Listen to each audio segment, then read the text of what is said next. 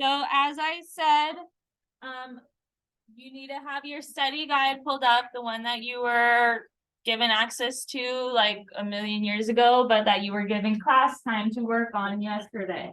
Even if you were locked out of your computer, the sub gave you a paper copy of the constructed response practice test that you guys should have worked on.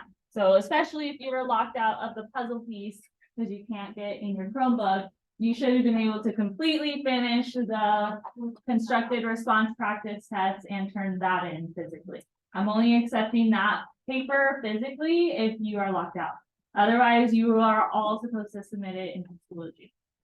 So make sure you get that done. That puzzle piece, just like all of them are for the study guides, are worth 100 class points because I want you to do it. It looks just like the test that you're about to take on Tuesday, literally word for word, just different numbers used. So that's why it is worth 100 class points. Plus it gives you a little boost, like if you've been slacking on your homeworks, that helps with that because it's worth like at least 10 homeworks, just that puzzle piece alone. So you had time to work on it, whether you did or didn't. I can see when you opened it, I can see how long you spent on it. So when you get your scores next week, if you don't like them, then that's really on you. Especially because you had time to look at it yesterday and I'm gonna be answering your questions about it today. So if you don't have questions because you didn't look at it, then, sorry, it's on you. Monday, we'll have limited time to go over questions because I'll be checking your binders.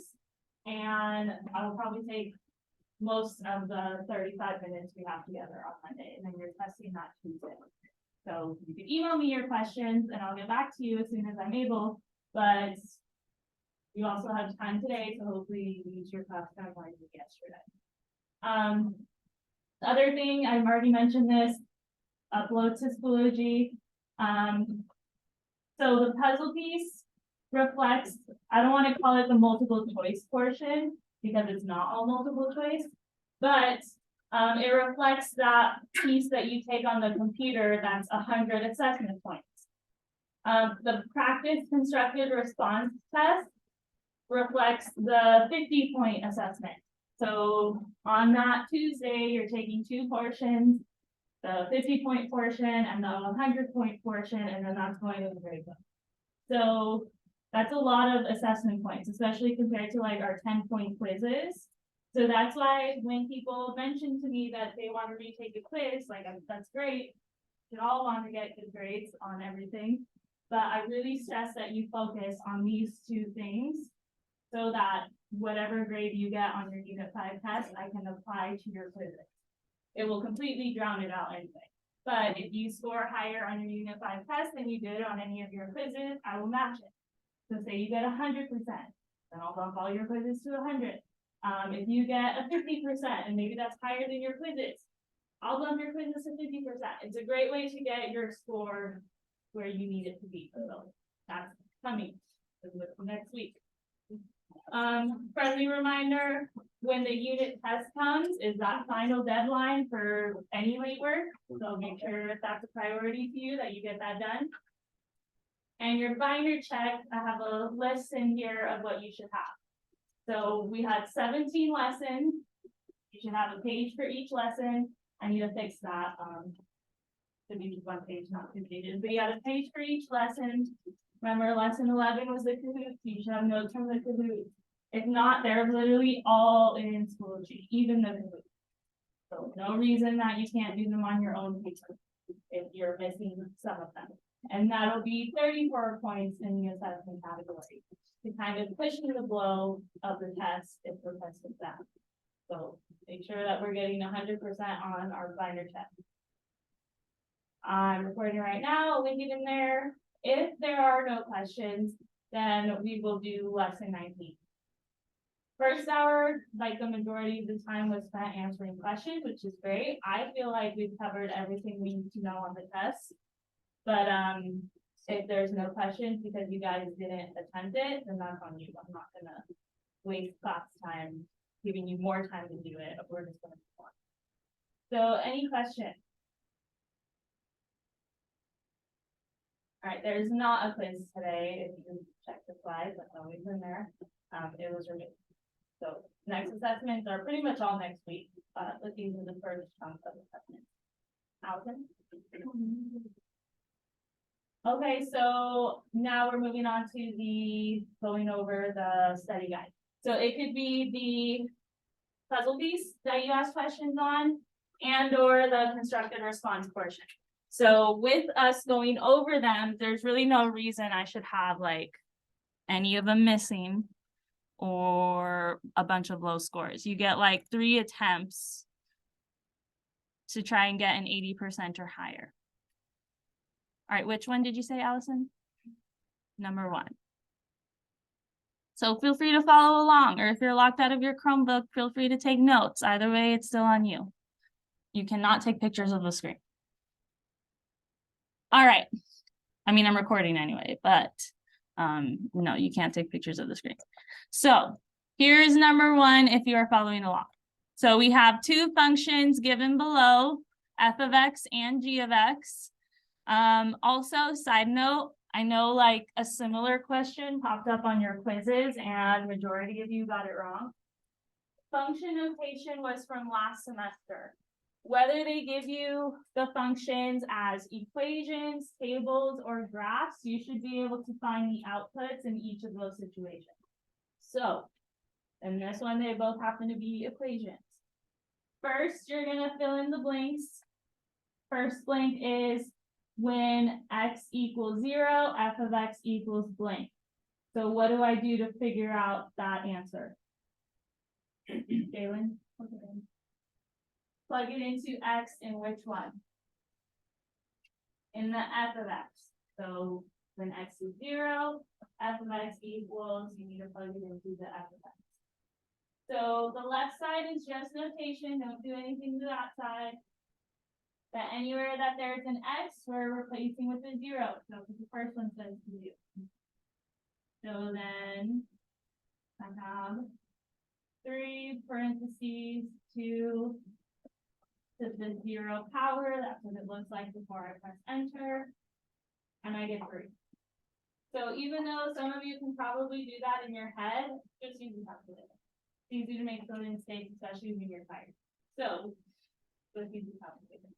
All right, so that's my f of x.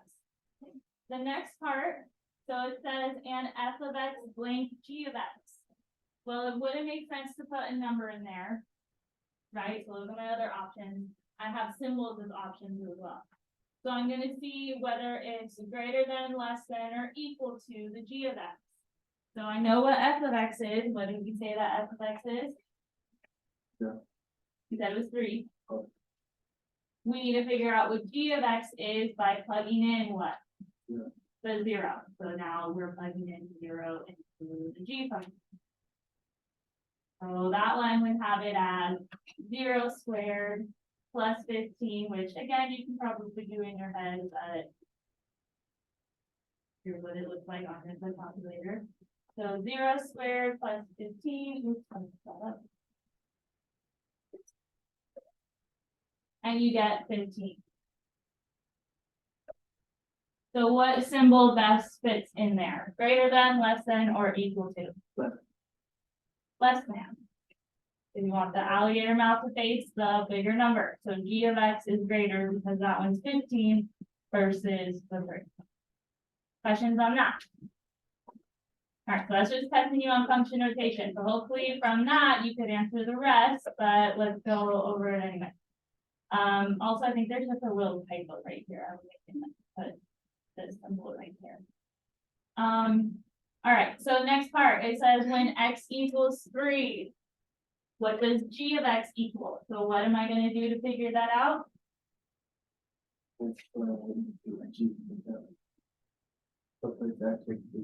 Replace the x with 3 in which one?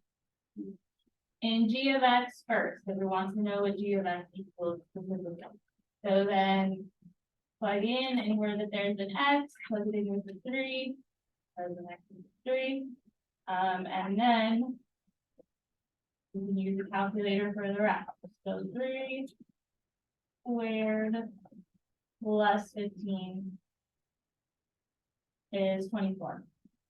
Which is one of my answer options, so that's a good sign. So we know that g of x is 24. It also wants to know compared to f of x, which is greater, less than, or equal to. So now how do I figure out what f of x is?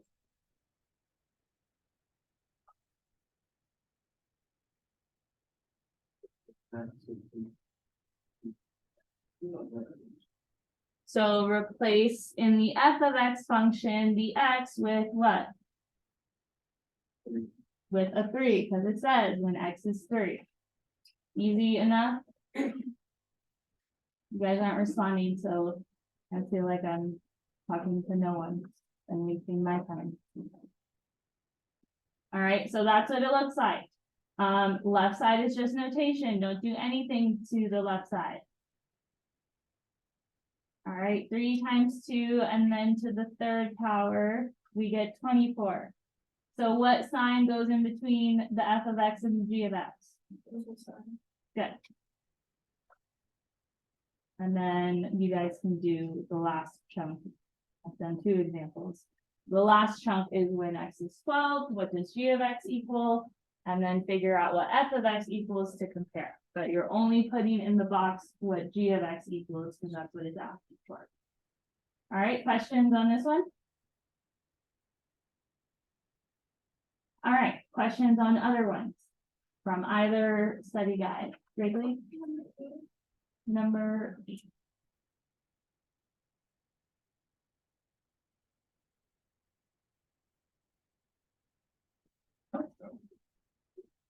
Okay, so this one, which of these is or describes a geometric sequence, which we've mentioned before, but just briefly, you may not even remember it. So we'll talk about that in a second. It says which of these is or describes a geometric sequence with a common ratio of 4. You guys should know what common ratio is because we talk about it all the time. So what does it mean if my common ratio is 4?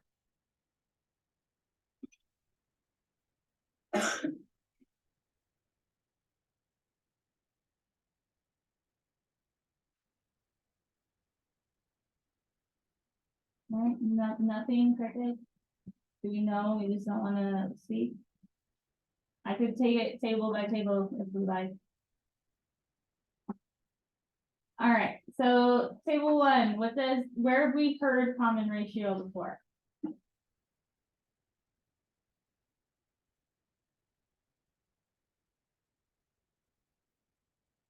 In the equation for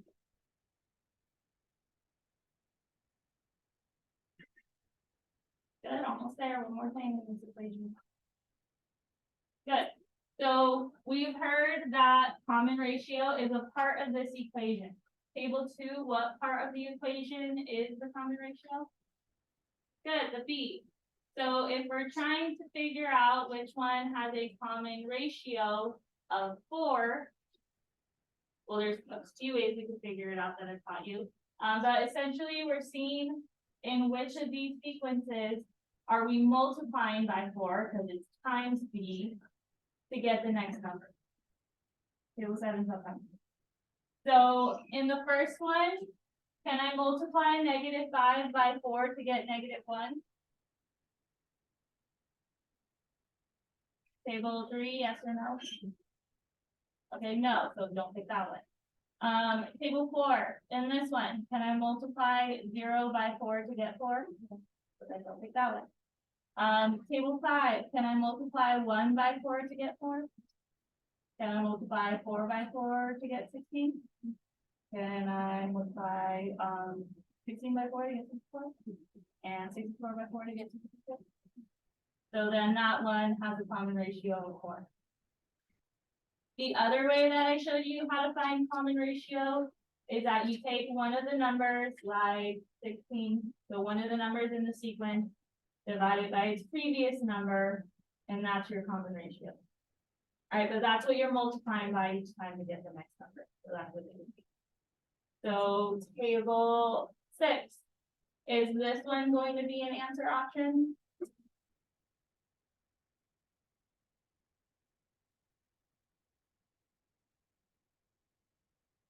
So is 20 times 4, 5?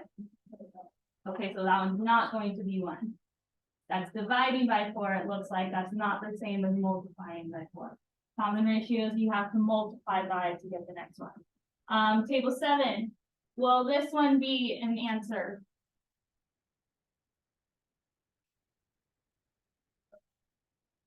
Is 0.05 times 4.2? Is 0.2 times 4.8? Yes. So it is gonna be an answer. All right, it says select 3, which is nice. Usually they just say select all, and you don't know how many right answers there are. But yeah, just check every answer. Table 8, will this one be an answer? Good, why not? It's dividing by 4 right here. I know this equation's a little funky looking, but it's multiplying by 1/4. It is not timing by 4, so not that one.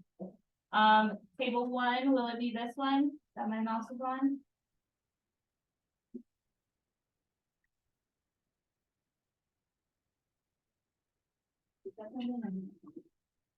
Here, Abigail A. Is this one gonna be one of my answers? Is it multiplying by 4 in this one? So then it's not going to be one of my answers. It's adding 4. Table 2. Will this one be one of my answers? Good morning, Shadow. All right, so yes, that one is an answer because it's 6 times 4. It's also in the form that we talked about, a times b to the x. It's the b in that equation. So we already found the 3 answers, but we can still check the last one. Is this one going to be an answer? Is it multiplying by 4 equals 3? Oh. No, it's to the power of 4, which is not the same as multiplying by 4. So good, questions on this one? All right, any other questions from either study guide? Brian, from the constructed response? Or which one? Oh. All right. So number 9, this one, I'll let you know, I had to fix, first of all, so if you submitted it earlier and got it wrong, this was changed, it was wrong. We make these as teachers, sometimes we type things in wrong. So just note that change.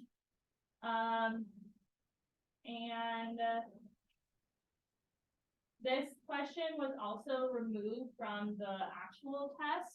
It's still printed on the test that I made, but that was because I printed it before they changed it. So either way, I'll show you how to do it and it'll be worth extra credit. So either way, it still benefits you to know how to do this. And it's completely doable too. So the table shows the first 4 values of an arithmetic sequence. You may or may not remember what that is, but maybe it'll be clear once we see what type of pattern is going on. So how can I go from, and I'll address table 4. So table 4, how can I go from 2 to 7 to 12 to 17? Adding 5, and it's consistent throughout. So an arithmetic sequence, by the way, means that we are adding each time. That other question that mentioned geometric sequence is when you are multiplying each time.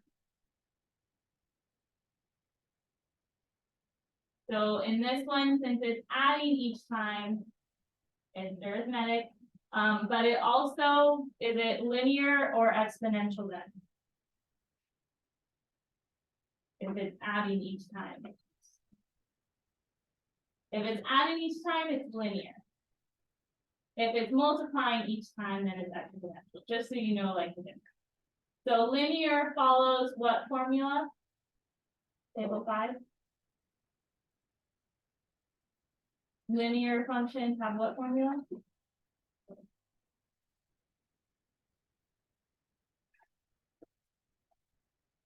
Okay, Table 6, do we know what linear functions look like? Formula. Y equals mx plus b, which is similar to how this is set up. So it says the sequence can be written like this, which mimics y equals mx plus b, it just uses different letters. So knowing what we know about linear functions, and that is adding each time. M stands for what? Table 7. And y equals mx plus b, n stands for Alyssa. Okay, table 5, do we know? Good, average rate of change, otherwise known as slope. So if it is adding 5 each time, and that's consistent, that could be my average rate of change. So my M class is going to be 5, because we're adding 5 each time. So depending on how many times we do that, would be multiplied by the x. And then B stands for what, table 8? The y-intercept, which is helpful if I have a graph. I don't have a graph in this one. So the other definition for y-intercept is when x equals 0, or my starting amount. So I can see where people might get confused. Like it even confused me at first and say like, oh, okay, well, my starting amount is 2, and then they put plus 2. Well, it's actually when it's 0. So like this would be like 0, 1, 2, 3, 4. So then continue the pattern backwards. So instead of adding 5, do the opposite. Table 1, what would 2 minus 5 be?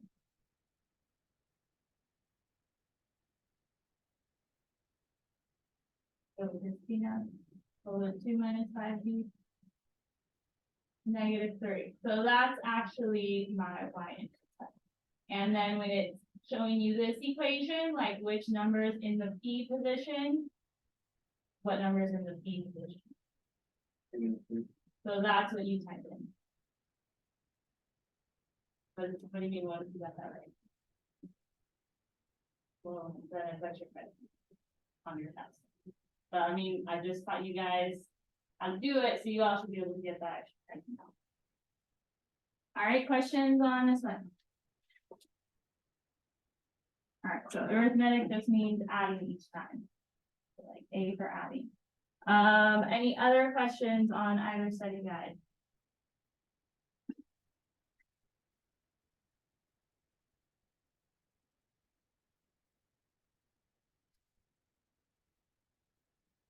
Right, going once.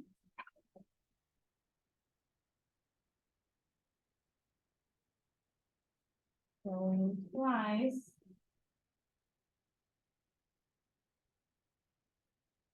All right then.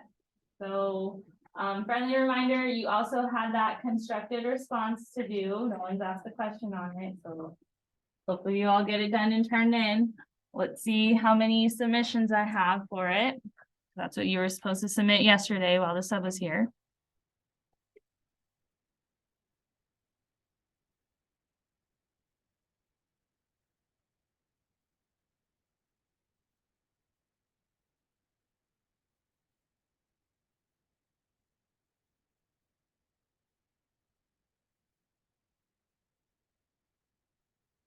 All right, so even if like you don't listen to what the sub tells you, this is in Schoology, so you guys all should have known and been able to read and follow directions. So students will complete their Unit 5 practice constructed response test, paper given out in class by the sub, but also viewable here. So if you didn't get one or you lost it, you can view it there and do it on your own paper. It's really only like 3 problems. And then you turn it in by taking a picture and uploading it to this assignment link in Schoology. So only 3 people follow directions, so I hope you guys know how to do it. All right, any last minute questions before we move on?